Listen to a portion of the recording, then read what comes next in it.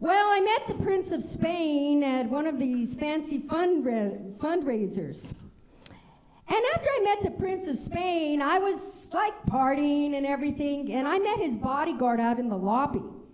And by that time, I had a few tequilas under my Spanx, okay? And he tried to act like a bigwig.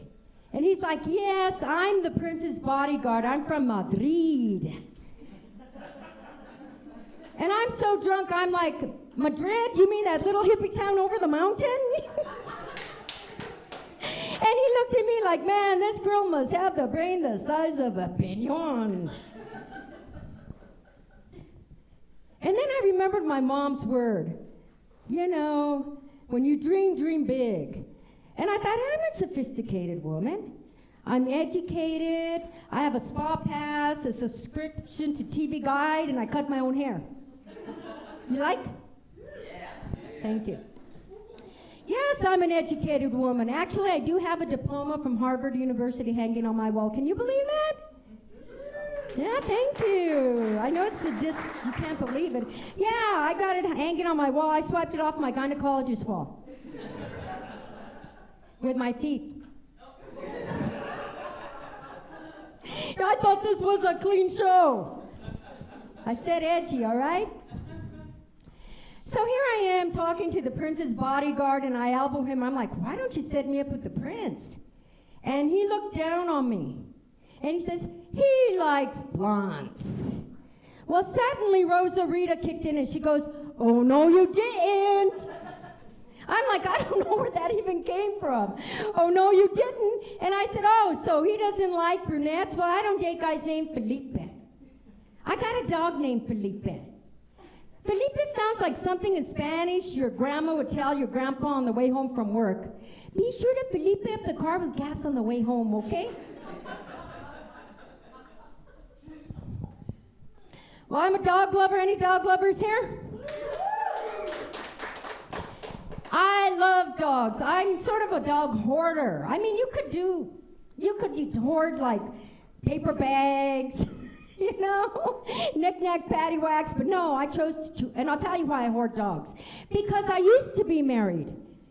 And I think dogs or thought dogs were easier than men, but I remember that one last night I was lying in bed with my husband feeling real sexy, wearing my Victoria's Secret multi-layered thermal underwear.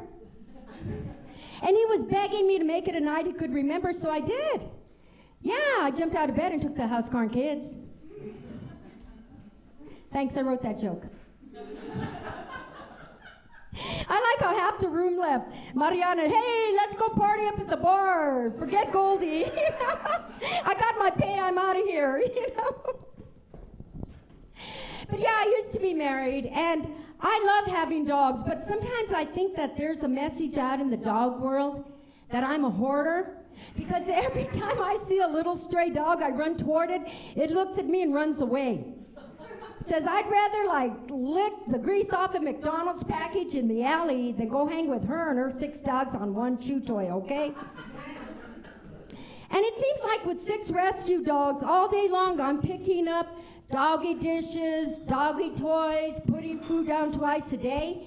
And then one day I realized, man, I bent over more for these dogs than I ever did for my ex-husband. Maybe if I bent over more, I'd be married, right?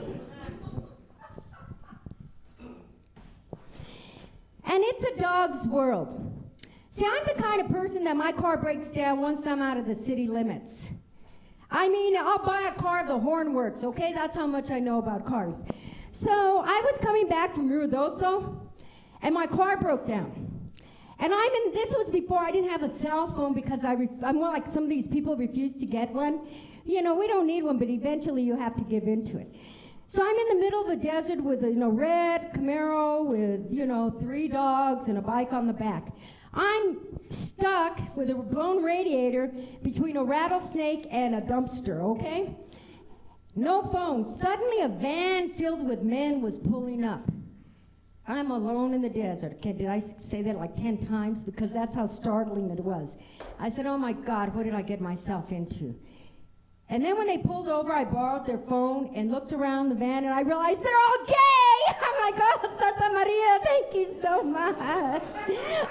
I was ready to do a pilgrimage, you know? And I knew they were gay because he was loaning me his phone, and that's when you paid for minutes back then. And I was on hold with AAA, and he was rolling his eyes. You know how gay guys roll their eyes. And I finally got on the phone, and they said, well, ma'am, where are you? It'll be about an hour and a half before we get to you. And I said, there's some black rocks here. I didn't even know how to describe a highway. And I said, you know, you can't miss me. I'm in a red car. I've got dogs. And suddenly, when I said I have dogs, she said, you have dogs?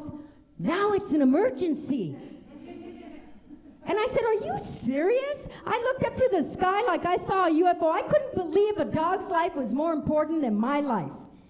But I was convinced because on the way back to town from Ruidoso, I was still riding in my broken car in the back of the cab of the tow truck, and the dogs were sharing pizza and air-conditioned shotgun in the car, okay? And then I had a cat. It cost me $150 when animal control pulled that cat out. $150. I'll tell you, people, that's the most expensive piece of fur I've ever owned. Well, I come from your atypical Mexican-American family. My brothers were boxers. We have that orange-brown shag carpet on the wall. And my dad threw nothing away. I mean, to give you an idea, we had more masking tape on the kitchen floor than we did linoleum, okay? And we had those Tupperware pans with the Tupperware curling off them. People, I've eaten so much Tupperware off those pans that these days peanut butter doesn't stick to the roof of my mouth.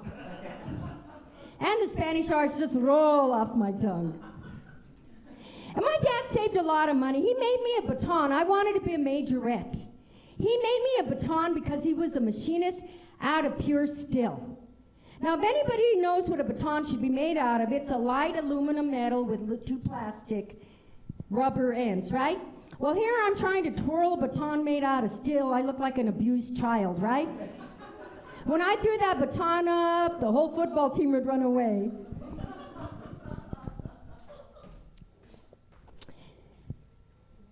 Let's see, what else are we talking about? My family. Okay, I like talking about my family. That's why they don't come to my shows. But my mom was like living with Marilyn Monroe. She was, I'm Mexican, Polish, Italian. My mom was like living with Marilyn Monroe. She'd be cooking a steak. I'd say, Mom, are we having steak tonight? She says, no, that's for the dog. You're eating beans. And once she left me at home with a pressure cooker filled with pinto beans on high. I was like 8 years old. Have any of you ever had a pressure cooker blow up on them? You have, right? Well, I was like 8 years old. She said, turn the flame off, let a little steam out. And I did. I let a little steam out, and I decided to, because I'm born with curiosity, to unscrew it, and it blew up. The lid to the pressure cooker crashed through the kitchen window and whirled across the desert.